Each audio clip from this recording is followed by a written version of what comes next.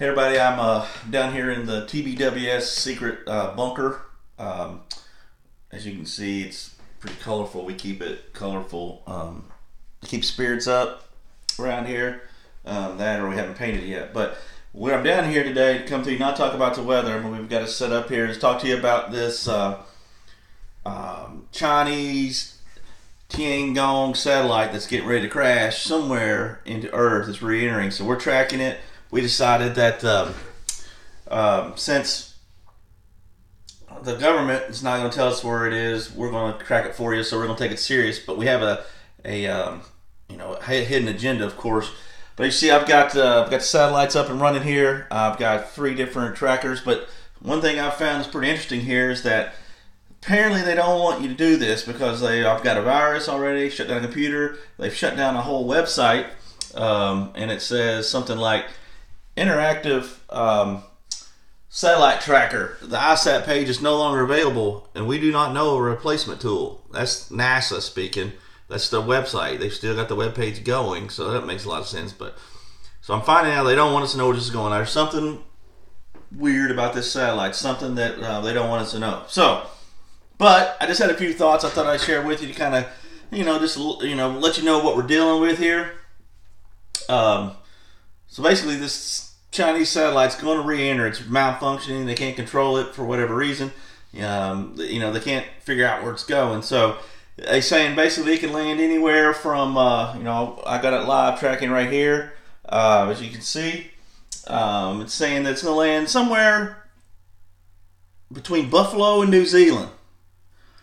That's a pretty big damn area. I mean, why not just say it's going to land somewhere on Earth? I mean, I've never been to Buffalo or New Zealand, but I'm pretty sure they're pretty good distance away from what I can tell on the map. I mean, I'm not a scientist or anything necessarily, or a geologist or geographerist, but I'm just saying I'm pretty sure that's a pretty good distance away. They don't hang around with each other much, Buffaloians and New Zealanders. They don't like walk over and borrow sugar and things like that. But anyway, I mean, basically though, the Earth's flat. Is what they're telling us now. So surely they can narrow that sucker down just a little bit more. I mean, they got all that fancy equipment. They got all these satellites and websites, and I think they can probably narrow it down a little bit better than Buffalo to New Zealand. It's like, and then they're going to say, well, it's going to land in a non-populated or they say it's more likely in the article that I just read, more likely to land in the water or the ocean or a non-populated area. Well, no kidding there, Einstein. I mean, Earth's, 80% water? I'm going to go with the odds that it's probably going to hit the ocean. But if it does land, it's probably going to land somewhere. And there's more cornfields than there are cities. So, I mean, that's the kind of stuff we're paying for with our tax money. That's really well spent. I mean, hell, we do better. We can do better than that. Anyway. Also, an article that says that Michigan has a satellite reentry emergency response contingency plan or something like that. So, Michigan has taken the time to set up a contingency plan for something that's 1 in 1 trillion chance that's going to happen. That's going to hit you. So, I mean, don't they got a lot of other kind of stuff to worry about? I mean, up in Michigan, maybe, I don't know what goes on in Michigan. Mullets and snow. Come up with a plan for that. Come up with a plan for fixing Detroit back. I mean, something. I mean, but a 1 in a trillion chance of a damn satellite hitting, they've got a contingency plan set up. An official one. Not like something they just made up in the basement of the TBWS dungeon here. I wonder if Kentucky has one of those things. I wonder if Kentucky set up a... they probably got one. They probably got one. It's got like a picture with one of those great big old satellites that you used to have when you were a kid, that pick up, Disney Channel and stuff like that. Probably got one of those on the cover. I can see it right now. The guy standing there looking at it, scratching his head, saying, satellite contingency plan, state of Kentucky. They probably at the bottom it says real little. It probably says paid for by the Public Employees Retirement System Investment Plan. That was their probably part of those geniuses' plan. They probably were going to take. They probably printed about 10,000 of these things. And they were going to put. It says $10.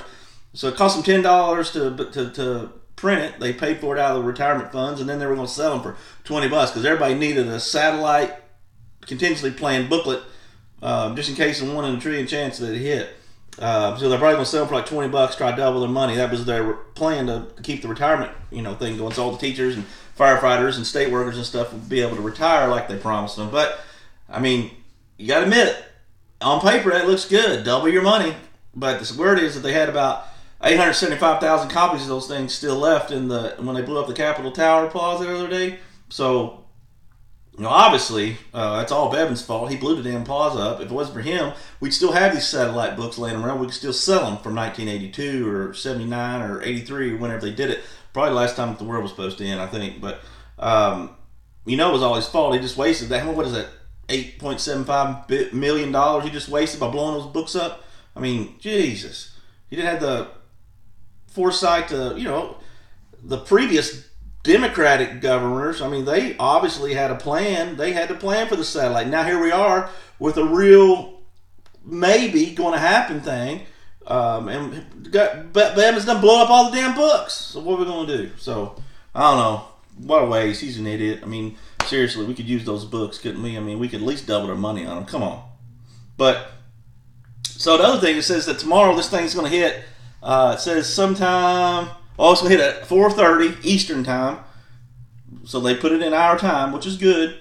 That's foresight for the Chinese. But it's going to hit on April Fool's Day. So that in itself, to me, is a little bit suspect. But not only that, they say this thing's not going to hit. It's going to hit at 4:30, but give or take about 8 hours either way.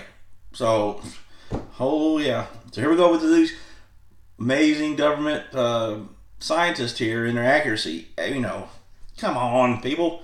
Give or take 8 hours. If they can shoot a satellite up in space and hit a comet, they say, they can tell you the exact seconds we're going to have an eclipse or something like that, or when the space station supposedly will fly over. Apparently you can track it right here. All that stuff they can do, but they can't tell you within 16-hour window when a damn Russian or space satellite from China is going to hit Earth. I don't know. It's kind of crazy. But they had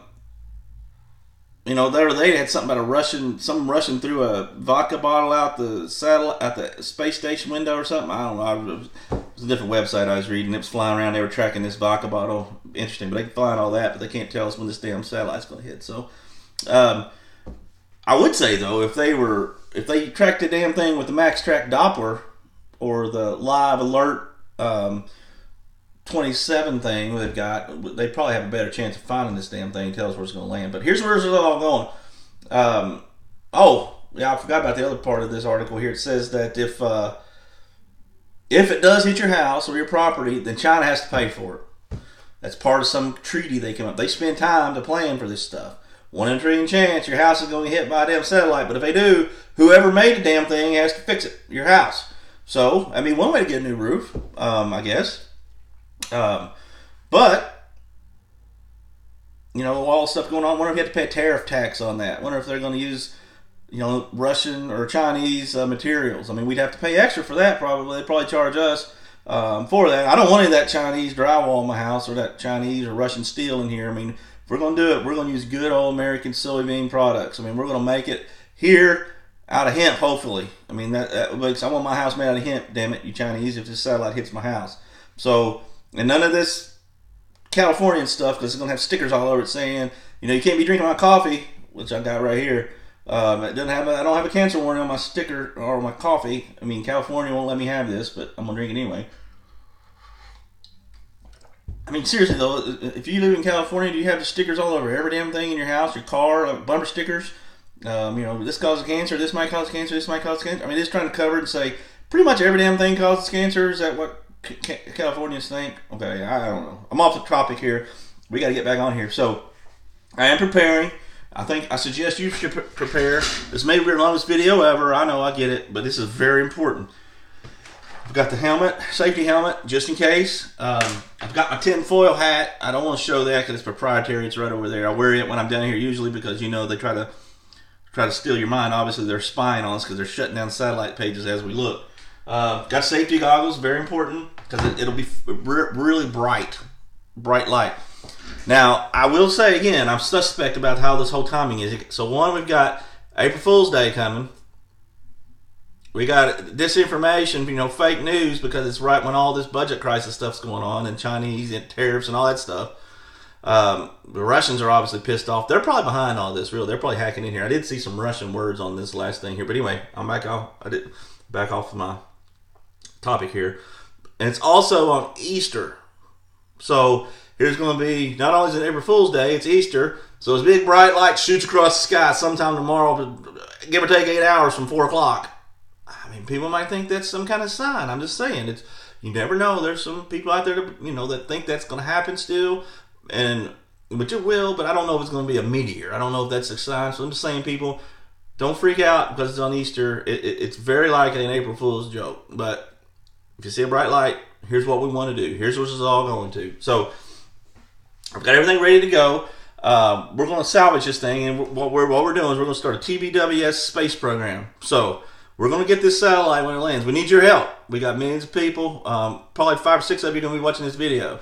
So all of us, we need together. We need to network here. So if you see anything tomorrow between, say, 8 hours one way or the other way, or 4:30, it looks like it might be a Chinese satellite flying through the air, track where it goes and let us know. You can get on. I'm going to establish a reward. We'll reward you if you lead us to it. If we get it before the Chinese do, or the men in black, we'll reward you for it handsomely, I might admit. But what we're going to do is we're going to start our own. We're going to take this satellite, resalvage it, put it back up in the air. We're going to have Moorhead launch it for us out of their satellite launching program they've got going on, and we're going to send it up. We're going to have our own TBWS space satellite-based weather station next winter. That's the plan. Okay, so we need your help. So again, if you see it, we can do it, man. Let us know. If you see it, you can tweet hashtag TBWS space. Don't touch it. Let us know first. Leave that to the experts. Don't touch this thing because it's Chinese and it's coming out of space. So it's very likely either going to be hot or dangerous or going to cause cancer. We don't have any stickers to put on it. So people from California, if it lands there, do not touch it. Let us know. You can tweet us, you can tag us, you can Facebook us, you can send smoke signals, text us, call. You send your war drums, your smoke signals again, whatever you want to do. But just hashtag TBWS space so we know it's us, we know where it's at, and we'll send somebody out to get it. Remember, this is very important and serious. Have your helmets and safety goggles ready. Don't touch it. Could cause cancer. Who knows? Might be hot. But as always, at TBWS, reward is awful. We want the information, not your name. TBWS, watch out for the satellite. Let us know. We're very excited about this. We are going to start our own program. We need your help. Stay safe. We're out. Happy Easter. Happy April Fool's Day, and happy Satellite Reentry Day. Peace out.